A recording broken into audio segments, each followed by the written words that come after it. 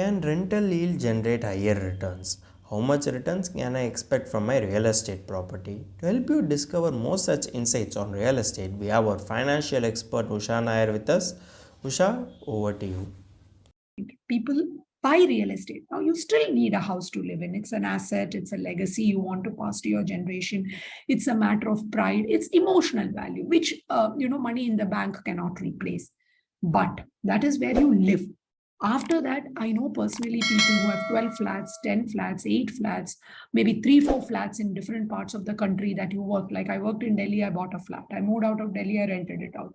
Then I worked in Bangalore. There, after 2, 3 years, I bought a flat. Now I'm in Bombay, I rented that out.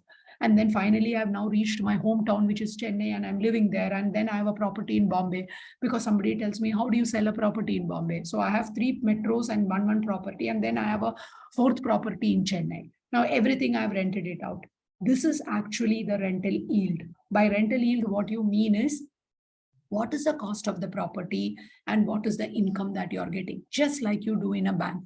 Now, if I tell you State Bank of India will offer you for a 1-year deposit 2.5%, I'm sure none of you will be interested. You will argue with me saying savings bank may, I'm getting 4%. Why should I give you an FD for 2.5%? But you are actually in real estate getting an FD for 2.5%. This is the average rental of a property, a rental yield. Now nowhere are you able to see a 7% or an 8%. If I paid 1 crore, I'm going to get a 3 lakh income in a year. Now on that income, you further pay tax, etc. The maths changes completely, plus the maintenance of the property and so on and so forth. So just an idea to give that you need to be aware of this. Is this to say that don't own real estate, don't buy real estate? I'm nobody to comment on that. But be aware. It makes a lot of sense then to invest that money. And if you are not sure, if that is not your one place that you will live forever, not to have such a high asset, like a stock, inventory of real estate properties with you, it probably does not make economic and investment sense. Thanks for your detailed answer.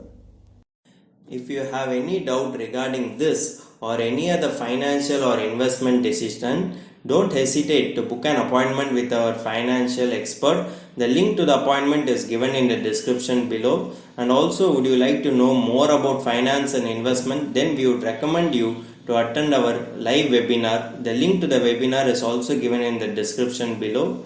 The webinar is absolutely free. If you like this video, hit like, and if you are new to our channel, please do subscribe.